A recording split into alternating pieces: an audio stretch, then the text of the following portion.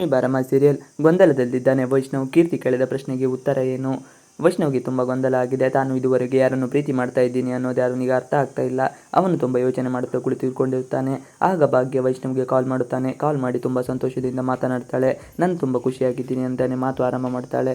ಆ 3 ಪದನ ಲಡ್ಡು ಎಲ್ದರೂ ಹೇಳಿದ್ಲ ಅಂತ ಪ್ರಶ್ನೆ ಮಾಡುತ್ತಾ ಮಾತು ಮುಂದುವರಿಸ್ತಾಳೆ. ಅವಳ ಖುಷಿ ನೋಡಿ ನನಗೂ ಸಾರ್ಥಕ ಅನಿಸ್ತಾ ಇದೆ. ನನ್ನ ಆಸೆ ಇಷ್ಟ ಆಗಿತ್ತು. ಅವಳು ಮದುವೆ ಆದಮೇಲೆ ತನ್ನ ರಾಜಕುಮಾರನ ಜೊತೆ ತುಂಬ ಚೆನ್ನಾಗಿ ಜೀವನ ಮಾಡಬೇಕು ಅನ್ನೋದು, ಅದೆಲ್ಲ ಇವತ್ತು ನಿನ್ನಿಂದ ಸಾಧ್ಯ ಆಗ್ತಾ ಇದೆ ಎಂದು ಹೇಳುತ್ತಾಳೆ. ಹೀಗೆ ಇರಿ, ನೀವು ಯಾವಾಗಲೂ ಖುಷಿ ಖುಷಿಯಾಗಿ ಇರಿ ಸಾಕು, ಅಷ್ಟೇ, ನನಗೆ ಮತ್ತೇನು ಬೇಡ ಎಂದು ಅವಳು ಹೇಳುತ್ತಾಳೆ. ಆದರೆ ನಾನು ಇದಕ್ಕೆಲ್ಲ ಅರ್ಹನಲ್ಲ ಅಂತ ಅವನಿಗೆ ಅನಿಸುತ್ತಿರುತ್ತದೆ. ಆಗ ಲಕ್ಷ್ಮಿ ಐ ಲವ್ ಯು ರೀ ಅಂತಿದ್ದು ಅವನಿಗೆ ಮತ್ತೆ ನೆನಪಾಗುತ್ತದೆ. ಅವಳ ಮನಸ್ಸಿನಲ್ಲಿ ಪ್ರೀತಿ ಹೆಚ್ಚಾಗ್ತಾ ಇದೆ, ನಂಬಿಕೆ ಗಟ್ಟಿಯಾಗ್ತಾ ಇದೆ. ಆದರೆ ನನಗೆ ಮಾತ್ರ ಯಾಕೆ ಹೀಗಾಗುತ್ತೆ ಅಂತ ಯೋಚನೆ ಮಾಡ್ತಾ ಇರ್ತಾನೆ ವೈಷ್ಣವ್. ಆದರೆ ಆ ಸಮಯಕ್ಕೆ ಕೀರ್ತಿ ಬರ್ತಾಳೆ. ನಿನಗೆ ಇನ್ನೆಷ್ಟು ಸಮಯ ಬೇಕು? ನೀನು ಅವಳನ್ನು ಪ್ರೀತಿ ಮಾಡ್ತಾ ಇಲ್ಲ ಅನ್ನೋದನ್ನು ಅರ್ಥ ಮಾಡಿಕೊಳ್ಳೋಕೆ ಅಂತ ಅವನು ಕೇಳ್ತಾಳೆ. ಆಗ ಅವನು ಇಲ್ಲಿಂದ ಹೋಗು, ನನಗೆ ಮೂಡ್ ಸರಿ ಇಲ್ಲ ಎಂದು ಹೇಳ್ತಾನೆ. ಆದರೂ ಅವನು ಮಾತ್ರ ಕೇಳೋದಿಲ್ಲ. ಮತ್ತೆ ಮತ್ತೆ ಅವಳಿಗೆ ಕಾಟ ಕೊಡ್ತಾಳೆ ಕೀರ್ತಿ.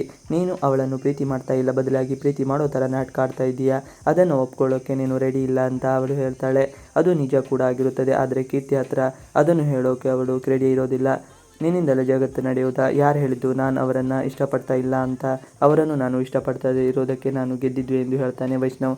ಆದರೆ ಕಣ್ಣಿಟ್ಟು ನೋಡು ನನ್ನ ಅಂತ ಕೀರ್ತಿ ಹೇಳ್ತಾಳೆ. ಆಗ ಅವಳ ಕಣ್ಣಿನಲ್ಲಿ ವೈಷ್ಣವ್ ಕಣ್ಣಿಟ್ಟು ನೋಡಿದಾಗ ಅವನಿಗೆ ಮತ್ತೆ ಅದೇ ಹಳೆ ಪ್ರೀತಿ ನೆನಪಾಗುತ್ತದೆ.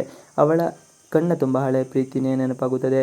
ಅವಳು ಮತ್ತು ಇವನು ಒಟ್ಟಿಗೆ ಕಳೆದ ದಿನಗಳು ನೆನಪಾಗುತ್ತದೆ. ಆಗ ಅವನು ಸೋಲುತ್ತಾನೆ. ಆದರೆ ಪದೇ ಪದೇ ಯಾಕೆ ಹೀಗಾಗ್ತಿದೆ ಅಂತ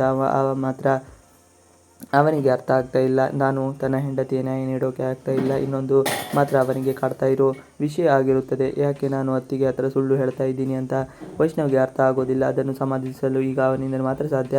ಲಕ್ಷ್ಮೀ ಬಾರಮ್ಮ ಕನ್ನಡ ವಾಹಿನಿಯಲ್ಲಿ ಪ್ರಸಾರವಾಗುತ್ತಿರುವ ಧಾರಾವಾಹಿ. ಹಲವಾರು ಜನರ ಮೆಚ್ಚುಗೆಗಳಿಗೆ ಪ್ರತಿದಿನ ಸಾಯಂಕಾಲ ಈ ಧಾರಾವಾಹಿ ಪ್ರಸಾರವಾಗುತ್ತದೆ. ಲಕ್ಷ್ಮಿ ಹಾಗೂ ವೈಷ್ಣವ್ ಗಂಡ ಹೆಂಡತಿಯಾಗಿದ್ದು ಅವರ ಜೀವನವು ತಿರುವುಗಳನ್ನು ಇದರಲ್ಲಿ ಪ್ರಸ್ತುತಪಡಿಸಲಾಗಿದೆ. ಭಾಗ್ಯಲಕ್ಷ್ಮಿ ಧಾರಾವಾಹಿ ಇದರೊಟ್ಟಿಗೆ ಆರಂಭವಾಗಿದೆ. ಇವಿಷ್ಟು ಇವತ್ತಿನ ವಿಡಿಯೋ ಇಷ್ಟ ಆದರೆ ಪ್ಲೀಸ್ ಲೈಕ್, ಶೇರ್, ಸಬ್ಸ್ಕ್ರೈಬ್ ಮಾಡಿ. Thanks for watching video.